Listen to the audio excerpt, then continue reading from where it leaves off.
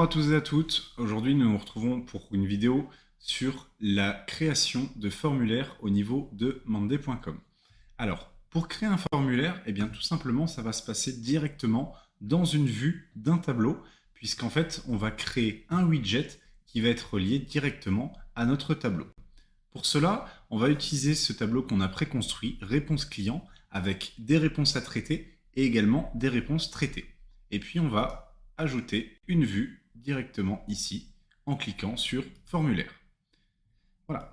Mon formulaire, comme vous pouvez le voir, de manière très simple est déjà pré-créé. Je n'ai pas besoin de faire de lignes de code ou de choses comme ça. C'est toujours un petit peu la philosophie demandée et j'ai déjà différents champs qui sont saisis. On va pouvoir agréger ces champs d'autres questions. Pour cela, je vais aller sur modifier le formulaire. Voilà, j'ai importé mon formulaire. Je peux également personnaliser l'affichage et les coloris de mon formulaire en spécifiant ces éléments-là, en changeant la disposition de mon formulaire en plein écran, en centré et ainsi de suite. Je peux changer également la police ou la couleur de la police et également l'affichage des questions en fonction des différentes spécificités, du moins le positionnement des différentes questions. Une fois que notre customisation visuelle a été effectuée au niveau du formulaire, on a la possibilité directement, comme vous le voyez, d'ajouter ici des questions. Donc je peux rajouter tout de suite une question et puis on va mettre par exemple une adresse email pour la personne qui répond à mon formulaire. Voilà.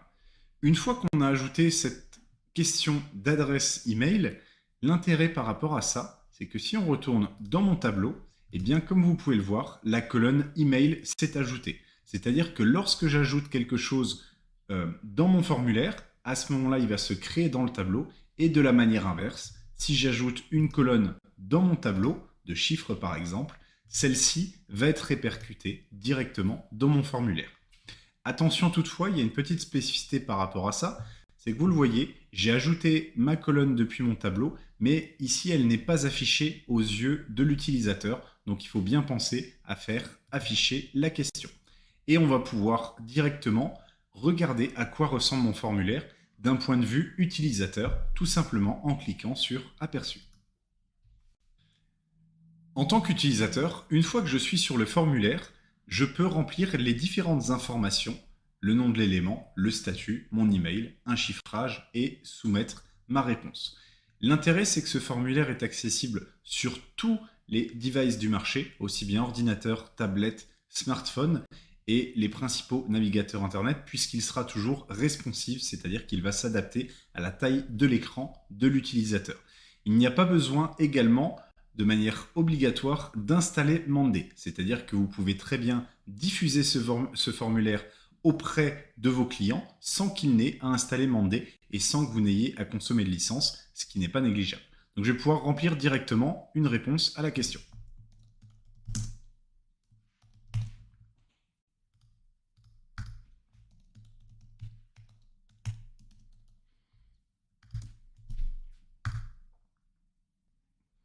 Voilà, j'ai rempli directement mon formulaire et comme vous pouvez le voir, j'ai une page de remerciement qu'on pourra paramétrer également juste après. On va se rendre à nouveau dans notre tableau, on va fermer la vue de configuration du formulaire et comme vous pouvez le voir, directement, la réponse de l'utilisateur a été saisie dans mon tableau et donc je vais pouvoir la traiter. Le gros intérêt par rapport à ça, c'est que j'avais normalisé mes questions, c'est-à-dire qu'on avait mis effectivement ma colonne de statut, d'email, de chiffres, et ainsi de suite, ce qui fait que je n'aurai pas de retraitement de données derrière si je souhaite faire un export, si je souhaite travailler sur cette réponse, si je souhaite l'afficher dans un tableau de bord, ce qui est quand même relativement pratique en termes d'usage. Retournons sur la partie formulaire et sur la modification de celui-ci. Pour aller un petit peu plus loin, dans les créations de formulaires, on va pouvoir y trouver différentes options. La première étant, c'est qu'on a la possibilité d'obliger la saisie d'une réponse. De manière assez classique, un utilisateur ne pourra pas remplir ou en tout cas envoyer mon formulaire s'il n'a pas spécifié cette réponse, en l'occurrence ici le statut. C'est également une des nouvelles fonctionnalités que Monday propose grâce à Workform, c'est qu'on a la possibilité d'inclure des conditions. À quoi servent les conditions? Eh bien, en fonction de la réponse qu'un utilisateur va apporter, je vais pouvoir lui afficher une autre question ou un autre champ à remplir. C'est quand même très pratique lorsque vous avez effectivement différents types de clients, différents cas d'usage, différents projets, tout ce que vous souhaitez qui nécessite d'inclure une condition. Et pour cela, je vais me rendre directement, comme je l'étais ici, sur la partie statut par exemple. Je vais inclure une condition. Je vais donner la spécification de ma condition, c'est-à-dire que lorsque mon utilisateur répond en cours, alors je vais lui afficher une autre question. Et puis on va mettre ici par exemple tout simplement un texte. Et je vais mettre précision. On va pouvoir vérifier ça avec notre aperçu. Et effectivement, lorsque je suis sur mon statut, je sélectionne bloqué, rien ne se passe. Lorsque je sélectionne en cours, effectivement, vous voyez que le champ précision va s'afficher. Une spécificité par rapport à ça, si vous avez utilisé un champ conditionnel, c'est qu'il faut bien garder à l'esprit que ce champ va s'afficher dans votre tableau. Et donc, notre champ précision qui est spécifié uniquement pour le statut en cours, comme vous pouvez le voir, sera affiché également pour la partie bloquée. Donc attention toutefois à ne pas faire trop de conditions au risque d'avoir des tableaux qui sont un petit peu en cascade et qui ne ressemblent plus vraiment à grand chose en termes de traitement de données, bien qu'on pourrait gérer ça avec un système de filtre un petit peu avancé. Maintenant qu'on a vu la construction de notre formulaire, on va pouvoir lui apporter des personnalisations plutôt d'usage et non pas visuelles comme on a vu précédemment. Donc je vais me rendre tout de suite dessus. Dans un premier temps, on peut voir les différents affichages aussi bien sur ordinateur que sur mobile, puisque comme je vous l'ai dit précédemment, les formulaires sont 100% responsives et pourront être utilisés par n'importe quel type d'utilisateur sur n'importe quel device. Dans un premier temps, au niveau de la personnalisation, on va pouvoir rendre le formulaire anonyme. L'intérêt de faire ça, c'est quoi? Eh bien, lorsque c'est un utilisateur de votre compte Monday qui utilise le formulaire, on a la possibilité de le rendre anonyme pour que vous ne sachiez pas effectivement que c'est une ou l'autre des personnes qui a saisi le formulaire. Ça peut être intéressant quand vous avez des retours managériaux, des choses comme ça à mettre en place. On a la possibilité aussi de présenter le formulaire sous forme de questionnaire. Très intéressant lorsque vous avez énormément de questions pour ne pas démotiver vos utilisateurs et qu'ils puissent voir en fait la progression au niveau des différentes questions, et on va avoir également la numérotation des questions qui apparaît ici. On pourra masquer la marque, vous le voyez ici, le workform ou le logo Monday directement, et on va pouvoir personnaliser notre bouton d'envoi. Par défaut, c'est la fonctionnalité soumettre qui est affichée, mais on va pouvoir effectivement spécifier envoyer par exemple. Donc sur tous nos formulaires qui seront verts, c'est ce logo, du moins ce bouton qui sera affiché. Ensuite, après l'envoi, donc c'est-à-dire une fois que les utilisateurs ont soumis leurs réponses, on va pouvoir personnaliser toute cette partie que vous voyez ici. Donc on va pouvoir mettre des soumissions supplémentaires si on souhaite effectivement donner la possibilité à l'utilisateur de répondre à nouveau à un formulaire, avec un bouton oui pour qu'il puisse en soumettre un autre, ou de manière automatique si toutefois vous avez besoin d'envoyer énormément de réponses à ce formulaire. On peut rediriger également une personne via un lien intéressant si vous voulez rediriger la personne vers une vidéo complémentaire, vers votre site internet ou que sais-je encore, et personnaliser ces deux messages. Merci et votre formulaire a bien été envoyé. Donc effectivement, voilà, merci pour votre réponse. Et on pourrait modifier effectivement le contenu ici également et masquer si on le souhaite la coupe ici. Ensuite, au niveau des paramètres du créateur, vous le voyez, on peut masquer la partie name. Donc à quoi correspond-elle? Cette partie name qu'on aurait pu effectivement personnaliser, ça correspond tout simplement au nom du premier élément de notre item en fait dans notre tableau.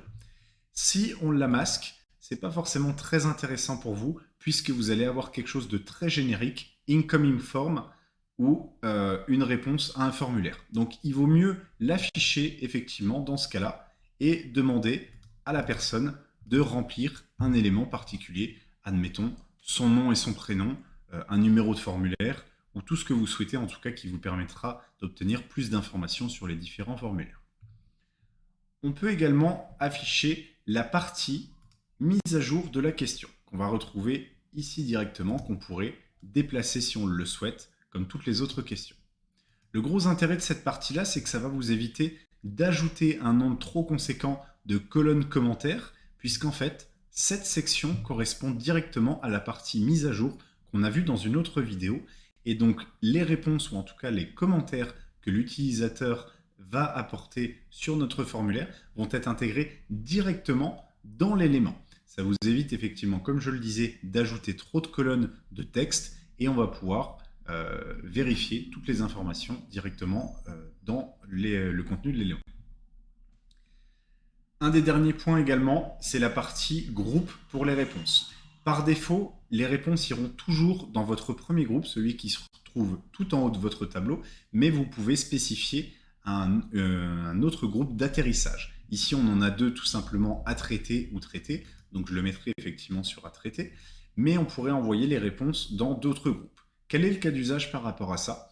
Eh bien, tout simplement, sur un même tableau, on peut avoir différents formulaires qui vont être paramétrés différemment, avec un nombre de questions qui n'est pas les mêmes, et ainsi de suite. Et à ce moment-là, les réponses vont tomber dans un groupe ou un autre en fonction de ce qu'on spécifie. Donc c'est très pratique et ça vous évitera de multiplier les tableaux pour obtenir des réponses qui sont d'une même typologie dans un même tableau avec les mêmes formulaires. Dernier point, c'est la partie utiliser des formulaires en interne. À ce moment-là, c'est pour restreindre en tout cas l'usage de ces formulaires uniquement à vos utilisateurs. Ensuite, nous allons voir la partie publier. L'intérêt effectivement, c'est que maintenant que vous avez construit et personnalisé votre formulaire, on a la possibilité de le partager. Pour cela, on peut le faire de différentes manières. Copier le lien directement et puis l'envoyer par exemple dans une campagne email, le partager à un client directement par quelque moyen que ce soit. On peut avoir également une URL courte pour avoir quelque chose de plus sympa à l'usage et on pourrait également mettre ce lien derrière un bouton de votre site internet. Dès que votre utilisateur clique dessus, le formulaire va s'afficher. Donc ça, c'est le partage assez basique, mais comme vous pouvez le voir, on a la possibilité de partager via différents réseaux sociaux, donc les réseaux classiques, si je puis dire, du marché. Mais également, il y a deux choses qui sont très intéressantes. C'est la partie Embed et le QR code. Pour commencer par le tout dernier, le QR code, assez simple. Vous pouvez afficher un QR directement et celui-ci, admettons, l'inclure sur un flyer, l'inclure sur une brochure et votre utilisateur, en le scannant, tombera directement sur votre formulaire. L'intérêt de la partie Embed, c'est que celle-ci, vous allez pouvoir l'intégrer dans votre site internet et au lieu de faire ce que je disais précédemment, d'avoir un bouton où votre utilisateur clique dessus pour accéder au formulaire, cette fois-ci, vous allez pouvoir afficher le formulaire, le corps du formulaire en tout cas, dans votre site internet sans qu'il y ait d'action supplémentaire au niveau de l'utilisateur, ce qui est quand même très intéressant. Pour cette dernière partie des publications du formulaire, on a la possibilité d'afficher un CAPTCHA pour sécuriser vos formulaires. On a la possibilité, comme on l'a vu, de restreindre le formulaire aux utilisateurs uniquement. À ce moment-là, c'est-à-dire qu'il faudra être obligatoirement membre du compte Monday pour pouvoir y répondre. Rediriger les utilisateurs du compte s'ils ne sont pas inscrits. À ce moment-là, lorsque j'ouvre le formulaire, si je ne suis pas inscrit au compte Monday en question, eh bien, je vais avoir une redirection qui va m'inviter à créer un compte, ce qui peut être très intéressant quand vous avez beaucoup d'utilisateurs, mais c'est plutôt pour un usage interne. Et on va pouvoir également arrêter les envois à une date spécifique. Si vous vous souhaitez avoir des retours clients sur une opération donnée, sur une période donnée, eh bien, vous pouvez spécifier une date pour arrêter la réception des différentes réponses. Également, le dernier point, plutôt que de supprimer votre formulaire, vous avez la possibilité tout simplement de le désactiver et celui-ci du coup n'acceptera plus aucune réponse. Une des dernières parties des formulaires, c'est la partie résultats. En allant dans cet onglet, on a la possibilité de consulter les différentes réponses affichées sous forme de widget.